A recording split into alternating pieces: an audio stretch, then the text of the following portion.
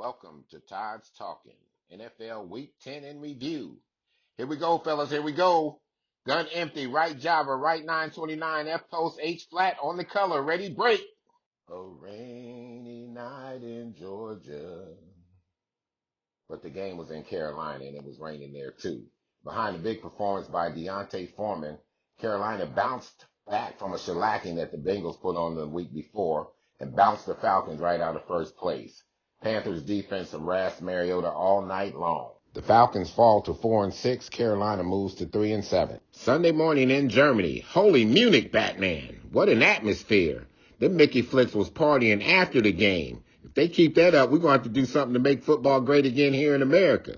In a very exciting game, Brady and the Bucs look like they're rounding back into form. Brady's 258 yards and 2 Landuns, that's touchdowns in German, led the Buccaneers to a 21-16 victory over Seattle. Rookie safety Tariq Woolen with another interception for Seattle, but too little too late for the Seahawks as the fourth quarter rally falls short. Tampa Bay evens their slate at 5-5, and Seattle, done in by 2 red zone interceptions, fall to 6-4. I forgot to mention last week that Tom Brady went over 100,000 yards passing. That's 333 300-yard games. Who does that? The GOAT, baby. At the frozen tundra in Green Bay, the 6-2 Cowboys visited Green Bay, who was coming in with 5 straight losses and hanging on by a thread. Dallas scored 21 straight points to take a 28-14 lead in the fourth quarter, and then they took their foot off the pedal. I guess they forgot Rodgers was their daddy, and he showed them. Rodgers threw 2 fourth-quarter touchdowns to Christian Watson and tied the score at 28. The game headed to overtime. In the OT, the Cowboys drove to the Packers' 36-yard line, but the drive stalled because of penalties and self-induced mistakes. The Cowboys passed up on a 53-yard field goal attempt, and after a failed 4th-and-4 conversion, turned the ball back over to the Packers. Then Daddy did what Daddy does. Rodgers leads the Packers to a short field goal. Packers win 31-28. Green Bay 4-6. Dallas 6-3. In upstate New York, the Bills hosted the Vikings, and the Bills led this one by 10 points with 4.5 minutes to go. And then, OMG, we were treated to one of the craziest finishes ever. The Vikings scored at the 4-minute mark, but they missed the extra point, and now they trail 27-23. But the Vikings stopped the Bills and get the ball back. Oh, shiggity.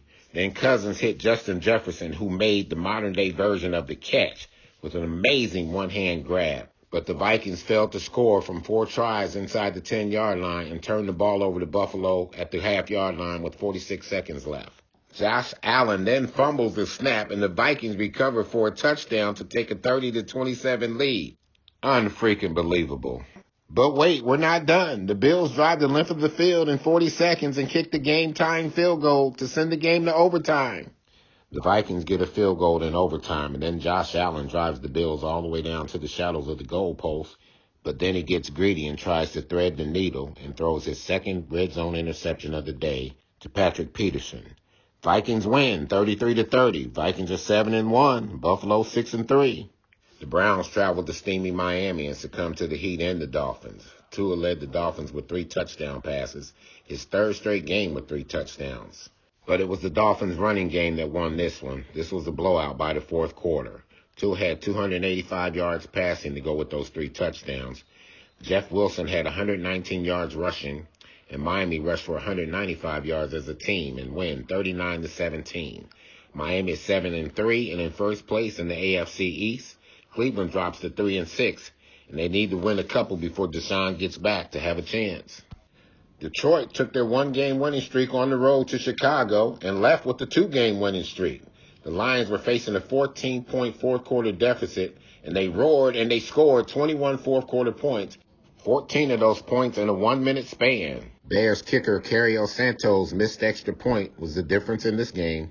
The Bears had 257 yards rushing in this game, and this is their 5th straight game with at least 225 yards rushing. Justin Fields had another monster game, 167 yards passing and 147 yards rushing, including another 60-yard touchdown run. Who does that? Justin Fields, baby! This game featured 2 brothers squaring off against each other, Amon-Ra St. Brown for the Lions and Equanimous St. Brown for the Bears. What kind of names is that for a brother? Amon-Ra had 10 catches and 119 yards. And Equinemius said, well, that's my brother. The Lions improved to 3-8 and take on the Giants next week, hoping to make it 3 in a row. And personally, I hope they do.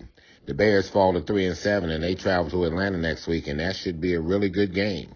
Elsewhere around the league, the Giants, behind Saquon Barkley's 152 yards rushing, disposed of the Texans to go 7-2. The Texans are now 1-7 and heading for that first pick in next year's draft. I don't know if the Texans have the Browns' first pick or not, but if they do, they're going to be sitting pretty. At the catch-up bottle in Pittsburgh, T.J. Watt's return fuels the Steelers. Steelers win 20-10 over the struggling New Orleans Saints. Kansas City cruises to 7-2 with a 27-17 win over the Jaguars. Kansas City was led by Patrick Mahomes, 331 yards passing and 4 touchdowns. Christian Kirk had 105 yards and 2 touchdowns in a losing cause for the Jags. Tennessee, while missing 5 of their defensive starters, hang on and defeat Denver 17-10. Tennessee wins their 6 out of their last 7, and the Broncos lose their 5th out of their last 6. Out in Sin City, the Raiders continue to struggle. They dropped this one 25-20 to the Colts. New coach Jeff Saturday on a Sunday leads the Colts to the first victory in the last 4 games. It's a new day in Indy, Saturday. Jonathan Taylor, 22 carries, 147 yards, including a 68-yard touchdown run. At SoFi Stadium in Los Angeles, in a battle of the backup quarterbacks, Arizona makes easy work of the Rams and win 27-17. The Rams also lose Cooper Kupp for the season in this one. Sunday night in San Francisco, the 49ers hosted the Chargers. The Chargers got out to an early lead and led 16-10 at the half. 49ers pitched a shutout after the second half, though, and Christian McCaffrey scored a touchdown with 8 minutes left to secure the win. 49ers hang on and win 19-16. The Chargers held the talented 49ers offense to just 19 points, but they came up short. The 49ers defense harassed Herbert in the Chargers offense. Elijah Mitchell, just returning off of the IR, had a big performance, 18 carries, 89 yards. Both teams are 5-4 heading into Week 11. Finally, on Monday night, undefeated no more. The Eagles lose. The Eagles lose. The Eagles lose. Yes, sir, the Eagles lose. Somewhere the 72 Dolphins are celebrating. The Eagles had 3 turnovers in this one, and Washington doubled the time of possession. Heineke leads Washington to a 32-21 victory. Even though Carson Wentz is due back next week, you can bet your Heineke that Heineke's going to keep that job.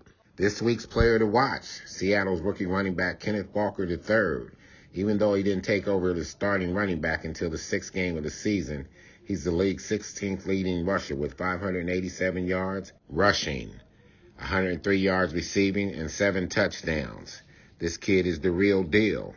Kenneth Walker III, doing it, and doing it well. Well, get beat deep then. I don't give a damn. Talk to you next week.